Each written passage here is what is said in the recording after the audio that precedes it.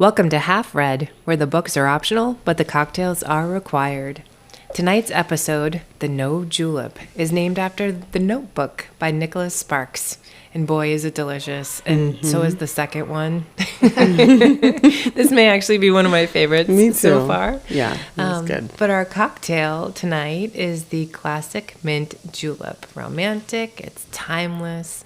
Our recipe, as usual, is tagged in the bio. And we've adapted it with bourbon. Yummy, yummy bourbon. But our theme this evening is all about love, lasting commitment, and how we sustain our relationships over time, whether it's months or years or decades, right? Especially when you're faced with things like change, illness. This is the ever-present question, I feel like, in relationships, right? Whether it's friends, spouses, how do we invest and really maintain the relationships when we're pulled in a million different directions? And how do we really evolve those relationships over time? So let's dig in. Yes. Let's face it head on. Most romantic relationships go from passion to partnership in the evolution of love. So what's the difference between staying together and staying connected? Who wants to take this one first? What was I'm coming, but I'm being refilled with a little mint julep. So you'll have to forgive me. And it's delicious. I can absolutely repeat the question. Yes, because there was bourbon being poured at the moment. So it works out very well. So, no. Yes. The question is basically like, okay, over time, how do you invest in maintaining your relationships, right? So I'll give an example.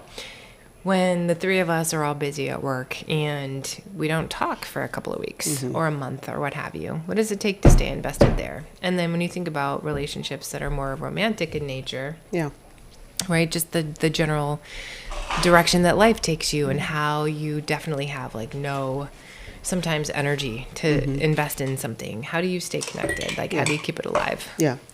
And so I'll take a crack at it a little bit because for one, I would say that it's such an important question this day and age when we have potentially very superficial ways of connection, social media, text messaging, emails, where sometimes there can be this image of connection that when you dive into it, you're like, this person doesn't really know me. I'm just following them on Facebook. You know, Sure. I've had I didn't those talk to that person in experiences 20 years once or since I was in twice. high school. You know, and then at the same time, I also don't want to be judgmental. Maybe that is, you know, a gift that we have of this day and age that we are able to stay connected by having those platforms to be able to connect like we never once were able to do before. I think of family, who, you know, I think now, you know, I'm Canadian and my family's from Trinidad and I have family everywhere from Toronto down to Houston. And, you know, as a physician, I always joke with some of my patients that I will see some of my patients more than I see some of my immediate family because I see them every 3 months. The patients, I mean.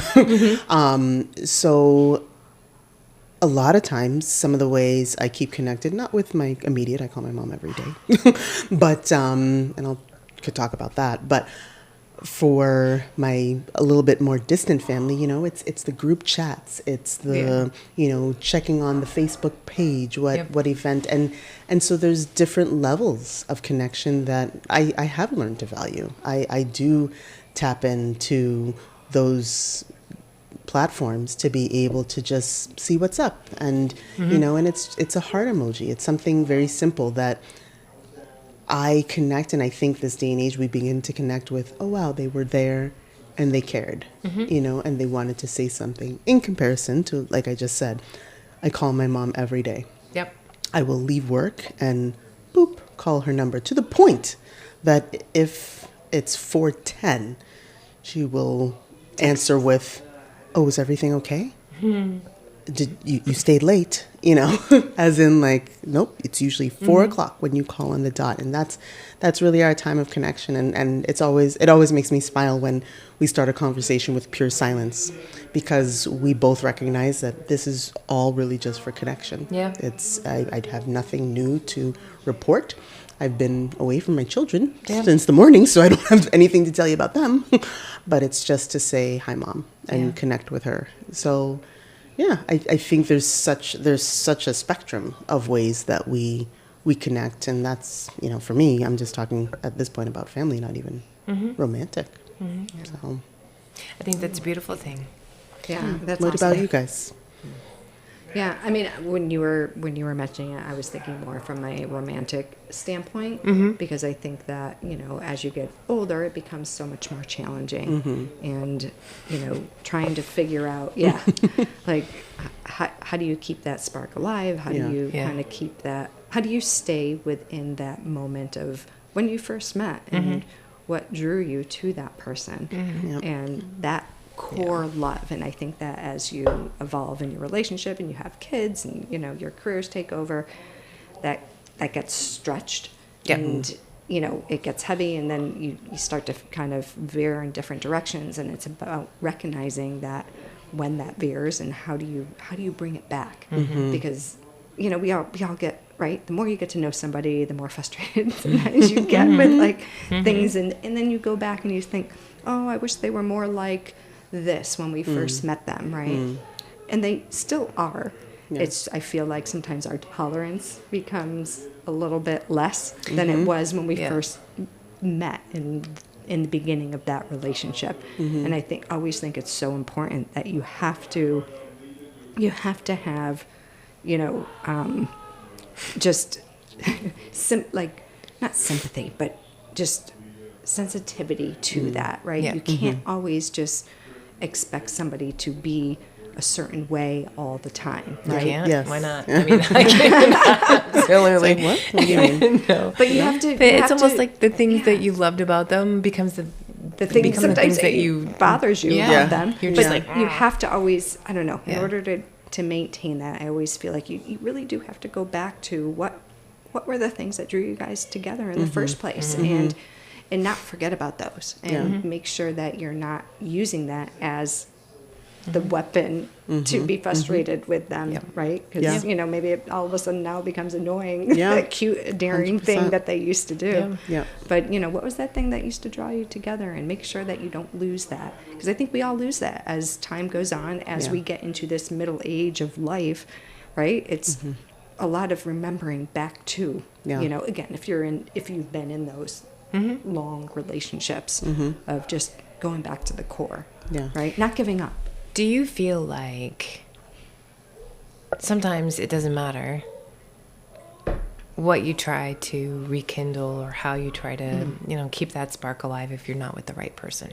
Like, do you feel like if you're with the right person, no matter what you face, like you can probably come back from pretty much anything. You can remember where you started. You can have that little spark back. But if you're not with the right person, right? There's no rekindling. Define the right person, though, because I do, like, I'm not one of those people who feel like, oh, there's only one person for everybody, right? Or like, I think there are right people at the right time in your life, right? And somebody who you might meet now might not have been the right person when you were in your 20s, and that's okay. We're human, and so I feel like when you say like the right, like, what is that? What's right for you in that moment? I think there's that. Absolutely. Right. And it's funny, my son has a new girlfriend and I'm like, is she Mrs. Right or is she Mrs. Right now? Right. And I think that there's something to that. But it's almost like, is it the person that you want to invest enough of yourself in to get that back? And speaking in personal experience, right?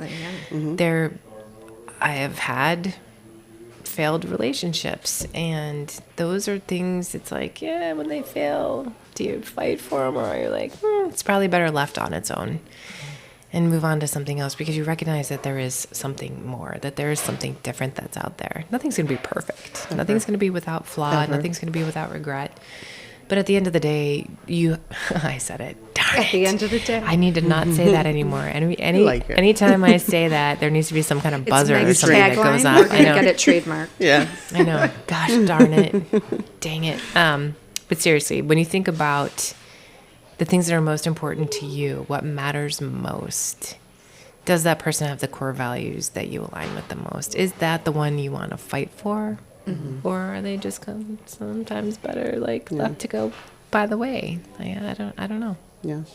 But that's the beauty of it, is that you don't know. And it can go either way, and it's your choice to make that decision. You could fight for him, and it could turn out wonderful and be something amazing, be a great story to tell later on down the road. Or you can walk away from it. And I think that both choices can be the right choice. Yeah. Like, I think people struggle sometimes when well, if I hadn't done this, or if I had fought, maybe things would have been better. And I always feel like it's better not to think like that. It's to think about, just invest into the decision that you made. Because that's what you wanted in the moment, and that's where your path took you. And yes, there could have been a different path. There could have been a million different paths in our lives, right? Right. Do you remember seeing, there was a GIF, however you pronounce it, I think it's GIF, of this older couple, a meme, whatever, this older couple, and they're just walking down the street in Europe somewhere, in the rain, holding hands, and then they just start dancing, like old couple. And I have always said to Jay, I'm like, that's what I want to be. I want to be that, like that in love when we're that old and whatever. And he's like, yeah, me too, absolutely. And there's something when you settle in to a relationship and you have that comfort level. It's like, yeah, you know what? The incendiary spark may be gone, where it's like you can't keep your hands off each other. Remember, like that first year of a relationship, or they call it the newlywed, what have you, right? Back when you used to get married after like 6 months or anything.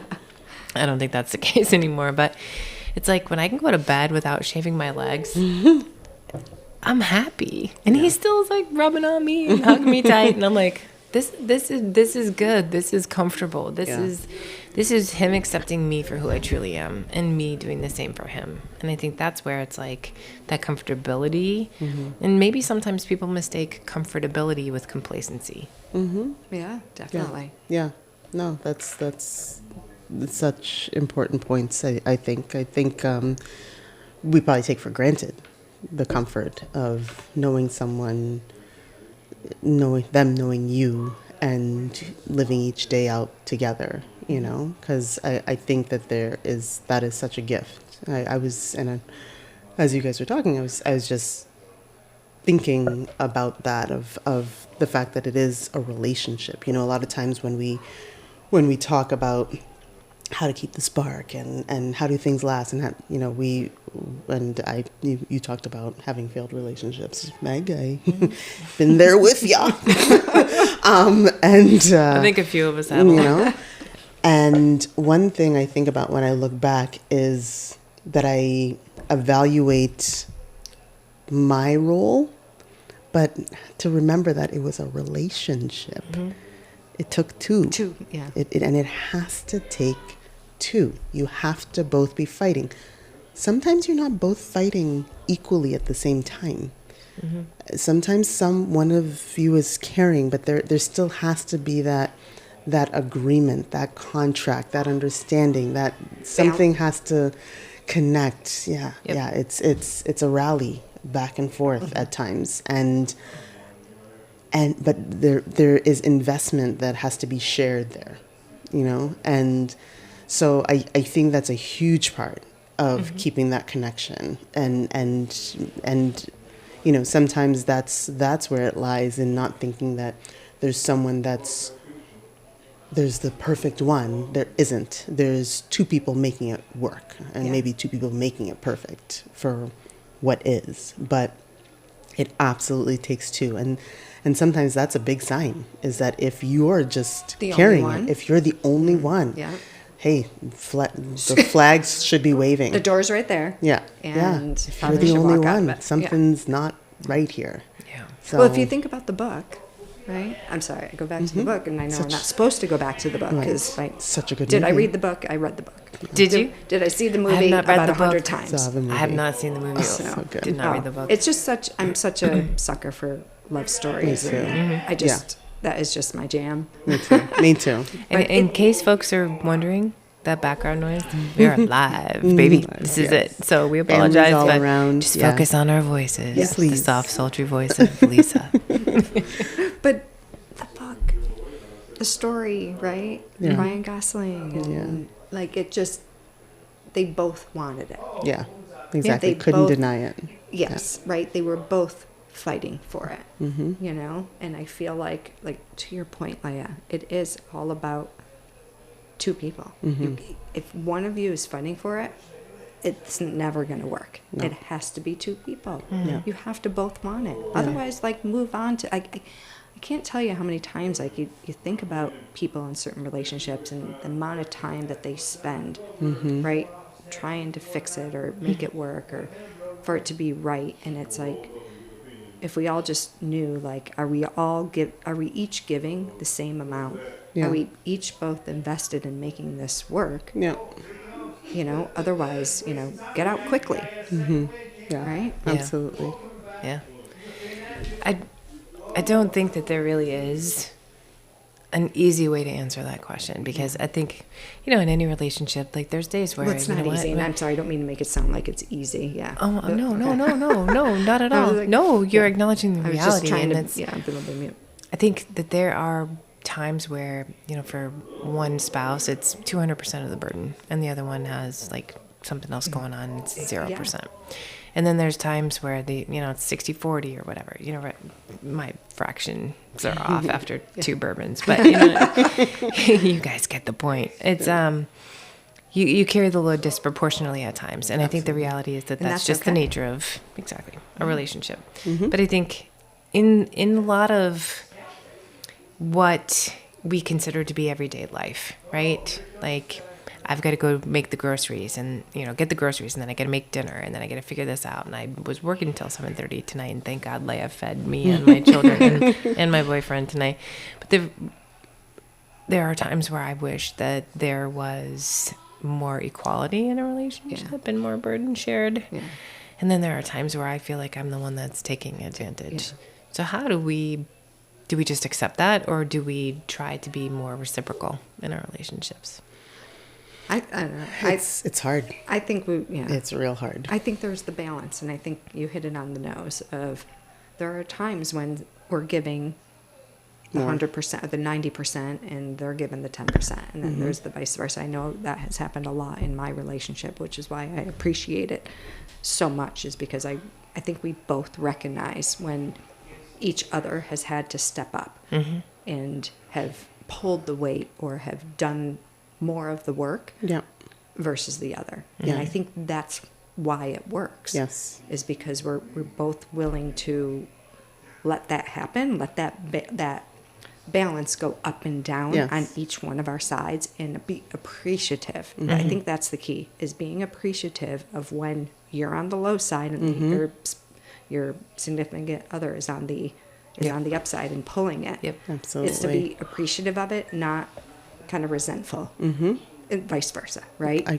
couldn't agree more. I feel like, especially my husband, it's going to happen. Yeah. My relationship right now, my husband right now, that's exactly what I recognize. Exactly everything you just said, that it's such a back and forth that at times I can sense that maybe I'm giving more, but absolutely there are times when I see him giving more. And I can feel his appreciation, just everything, exactly what you just said. So what about if you don't have those times where you feel like you're getting more, but you're always giving more? How does that wear on you? Yeah. How does that would wear on you. It wears. It does wear. Yeah. It does wear. But I feel like in growth and in experience, I've also learned as much as possible to keep checking myself on what my demands are, and if I've communicated my needs well enough. There you go.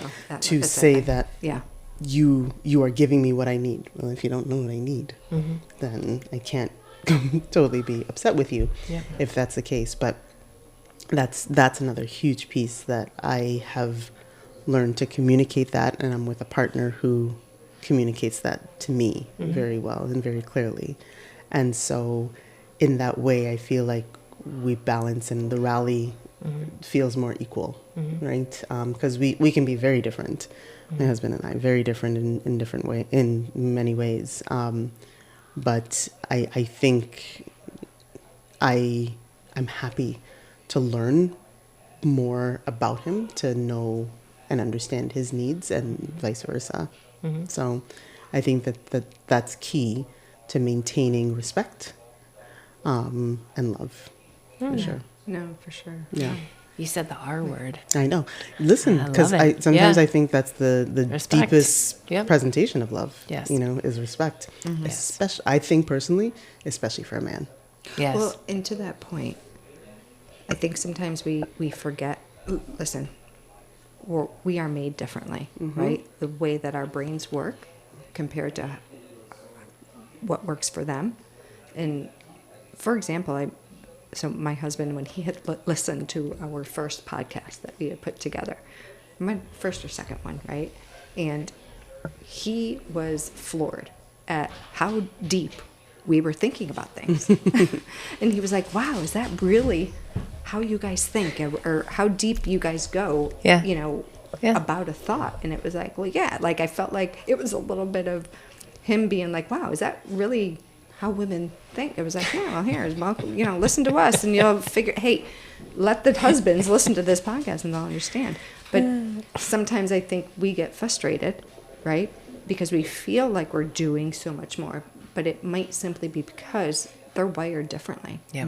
They're not thinking about it the way that you're thinking about it. And it's the communication, like you said, Leia, that I think gets missed in a lot of relationships, that just simply sitting and talking or communicating in a respectful way to tell them, what you need or what you're expecting. And sometimes I think that could go a long way. I agree. And I think when you feel like you're communicating, right, maybe there's that stopgap mechanism or that self-check mechanism is probably better. How do you feel about communicating, number one, right? Some people don't feel comfortable with that. Number two, when you feel like you've laid your soul bare and the other person doesn't seem to get it, how are you sort of judging? It's not like there's somebody standing in the corner and saying, well, Leia, you really didn't, hit home on that point, and maybe you could have done this a little bit better. Maybe that's how a lot of relationships fall apart, right? And I feel like at the age we are, oh, well, thank you for that. No, at the age we are now. She pivoted. That was good. It was well done. I caught myself, not gonna lie. At the age we are now, maybe we have more patience. Do you? Yeah. Or maybe a little bit less patience. What do you think? What do you think? I honestly think I have less patience. Yeah. You know what? Like, I've told you this 6 times. Like, you should know how I feel about this by now. I understand that. Hey, Miss Ruby. Hi, Miss French Ruby. bulldog running coming through and shaking up. Literally shaking the table. Yeah. But you begin to think like, all right, I've already communicated this many times and tried several different ways, and still it's not landing. So I know that's hard. And okay, I'm just going to say this.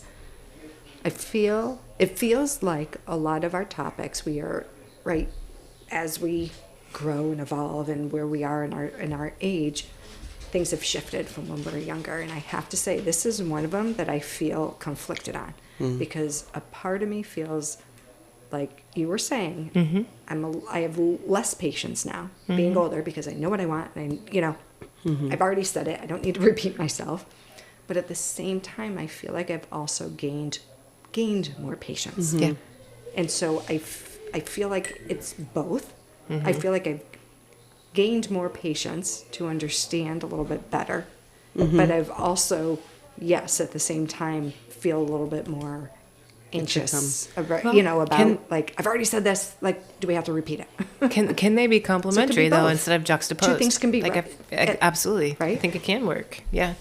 You know what I think, too, is who have I become more patient with to understand is a bit of myself, right? And the patience in understanding my needs and giving myself time to process and the patience of, are you going to be okay with this? Are you not? Like, I feel more introspective as I've gotten older, hugely. I think in my youth, I was like, why did they do that? And, I was doing my best and they should do their best. And, and now I'm just, I can only control me, right? I can only control me. So did I communicate that properly?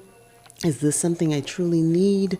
Should I want something else? Am I worrying about the small things? Right. Don't sweat it. Right. I think that the introspection is a huge piece as to why I think with my partner now, I'm able to communicate more clearly and also be okay if things don't happen perfectly. Exactly. Yeah. Right? Because I think I recognize that there is no perfection. And as much as I communicate something, there does still have to be translation on his part and a perspective from him. And that's the way he saw it. And that's the way he heard it. And he tried. He tried. And, I can choose to accept it. Or, again, in my communication, I can say, you got that wrong. But I love you. Mm-hmm. Right? And I think maybe that's where, I don't know if the word is patience, but I think that's where, I give a bit more for the people that I have made commitment and investment in. I'm so ready to give them benefit of the doubt, right? Yeah. I don't just believe, I know my husband loves me. I know my husband is committed to me. I know that he absolutely means till death do us part. And so with that fact, everything he does in between now and death, I know comes from the right place. Even in the mistakes, even in, the miscommunications, it was all with good intention. I think that has come through maturity. I don't think, and maybe a little bit of who he is, maybe. but I think more so it's just been in my understanding of relationship and it is from him too. He's a wonderful partner, but I do trust that now, and so I find love and come from laughing because our kids are maybe killing each other downstairs, but it's fine. And they're downstairs. They're good. We still hear sound, so they must be okay. But it's not like when they were little and when you didn't hear sound. Exactly. We've graduated. Now we can have a cocktail and not worry. A 12-year-old is also a little nerve-wracking. That's true. I think that's a big part, is that I really trust the commitment, I really do. You also have to trust that just because you communicate, it doesn't mean that you're always going to get what you want, right? Just because you say, well, I've communicated what do you this. Mm-hmm. And then... What do you mean? Yeah, you're so funny. No, but do you know what I mean? All right, I communicated it, which is great, and they understand it. The outcome may still not be what you want, and are you okay with that? Isn't that called adulting, though, too? It is. It's like when you grow up, it's like... You have to accept the good and the bad with the relationship and the people, right? Mm-hmm. So communication is key, but also acceptance. Yes. Because I could tell you there are a number of things that happen within my relationship that I'm always super excited about, right? But it's accepting. Do tell, is there's a lot of let's on the sideshow. Let's talk about some AI stuff. No. Listen, that's another episode, okay, people? It is coming, and we will have him because I am intrigued. No, but to that point, my husband, he thinks from a very analytical standpoint, a lot, and sometimes it's very frustrating, right? Because it's like, all right, I need the empathy piece of this, and I know he gets the whole empathy piece of it, but he always interjects with the analytical piece, and that could be frustrating, right? And, you just got to communicate that, and that's fine. But you know what? It's also accepting that's who he is. Not trying to change him. Yeah. I think that's the problem. I think that's what people try to do. Yes. They try to change others. Oh, big And I time. got to tell you, that is just It'll never work. It will, right? The more you do it, the deeper you're going to a hole that you're just not going to want. You're going to want to get out of. Yeah. You have to accept people for who they are. You're not going to change them. This is who they are. This is their character. This is who they are when you met them. And you have to learn to accept that. And if you can't, then that's when you need to walk away. Yes. Right? Yes. Agree. Okay, so I have a major question. Okay, I love your questions. In all of this, and I really do have this question. It's like, okay, so you have this social norm. Maybe it's made through movies and books like this. No disparagement intended. I've not seen either one of them or read nor seen. Sorry, we're going to change that. You haven't watched that movie? I haven't. No. Leia, have you? Oh yes, multiple times. Okay. Yes, I haven't seen it, and not by choice, not by not by choice. I just haven't gotten around to watching it. Yeah. But I guess here's my thought process.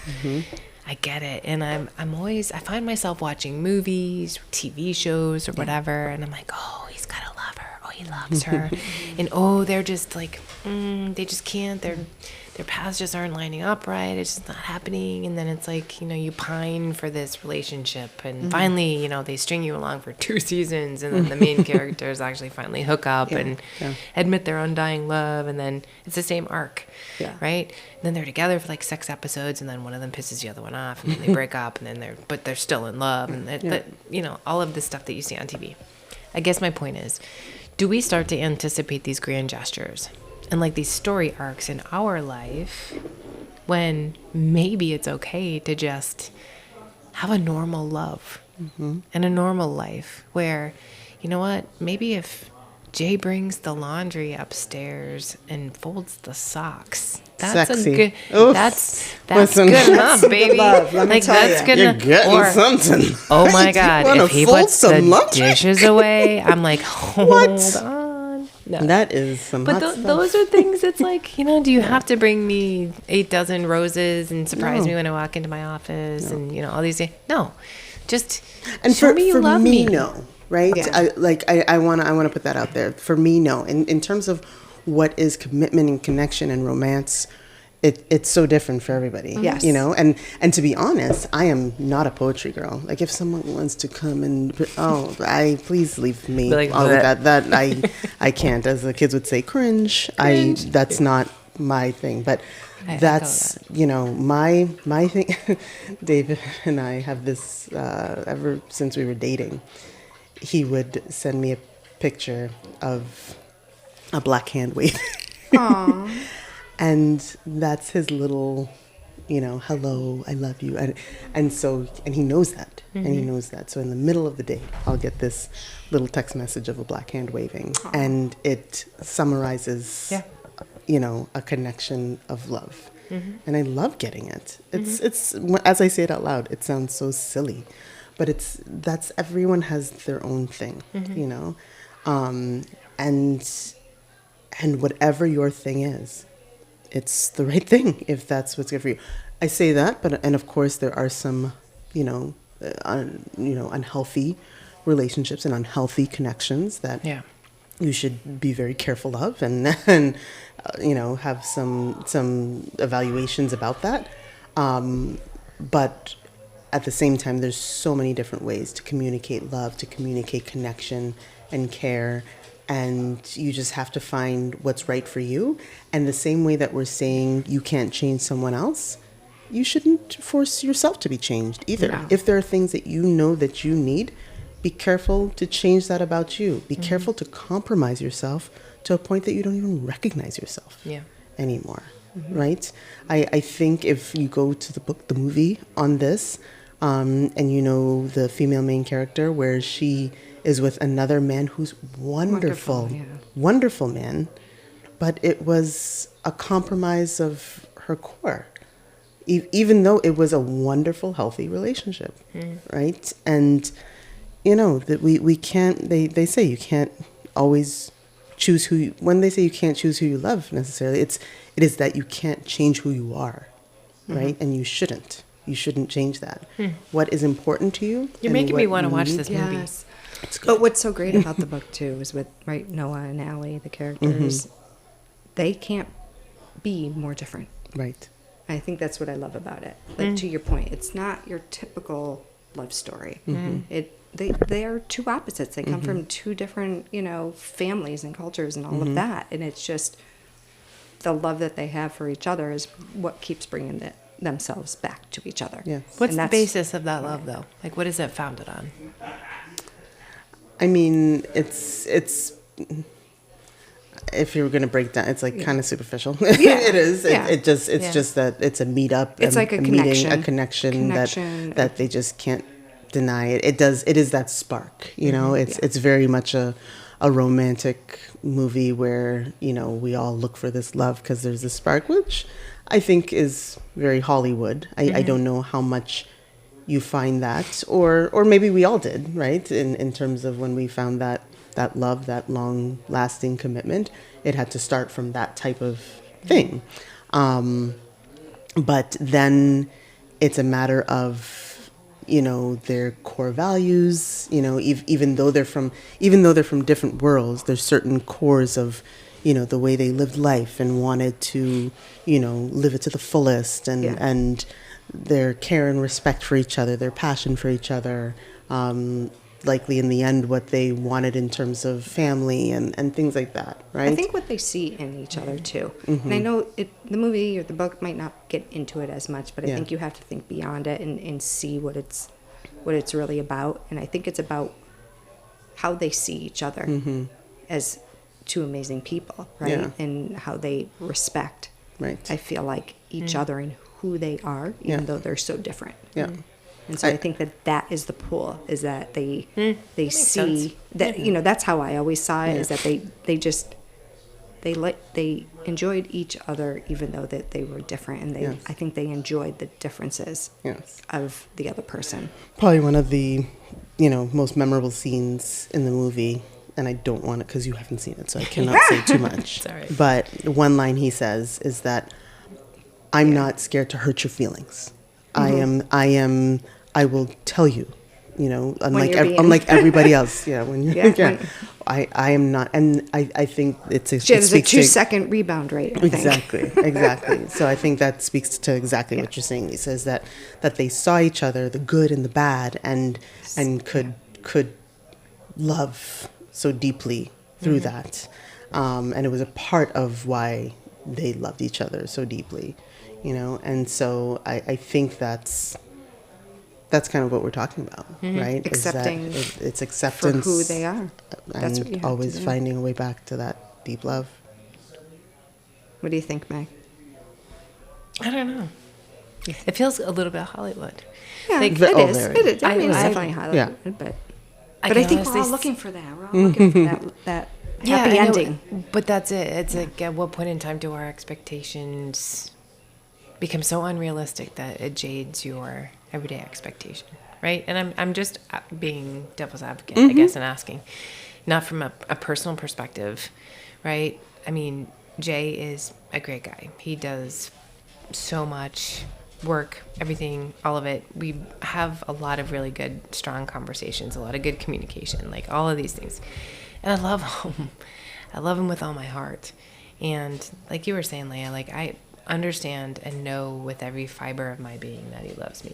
And there's things that he does that I'm like, what were you smoking? Like, what are you thinking? And I'm sure there's things I do where he's like, oh my God, like tonight it was 7:00. He came into the office. He's like, can you be done? And I was like, no, I have to send this. And I was literally vibrating with stress. Yeah. And he was just like, okay. So Ruby, she's like growling under the table. That's I'm amazing. rubbing her, and she was getting a little excited. The theme is love. She knew we were talking about love. Yes. We gotta Talking get about Loves those rubs. We gotta get Ruby a little friend. I know. Oh, listen, Lisa. One is enough. No, two. She needs a partner. Oh my Gotta God. do it in twos. Right? That was funny. That was so quote. Sorry. You gotta do it in twos. Okay, out of the gutter. I know. Oh, gosh. This is really funny, you guys. So, for all of you listening to us right now, if you could see Lisa's face, which we are capturing on video, and maybe we'll actually put it together for you. I'm dying laughing. She's got the dog under her chair, and poor little Ruby is getting rubbed and loved and just like, it's so funny. Anyhow, I totally lost my train of thought. But I was saying, like, I think Jason is like one of the greatest humans. And I know without a doubt that he loves me. Like tonight, you know, when I told the story about when I was just like, stressed out, whatever, he came in and he's like, I got you. He's like, let me read what you're writing. Let me just proof it for you. Get up out of your chair. You've been in your chair since 7:30 this morning. Literally, it was like a 12-hour day, and I hadn't moved, and I'm like, I'm going to have a DVT. It's not even funny. I truly worry about these things. Yeah. But he's like, all right, I'm going to read this for you. He's like, stand up. And I'm like doing like squats and leg lifts like behind him, and we must have looked like quite the pair, because he had just come back from the gym, and he had on shorts and like thermal leggings underneath it with his hat on in the house, and like we look like the pair right now.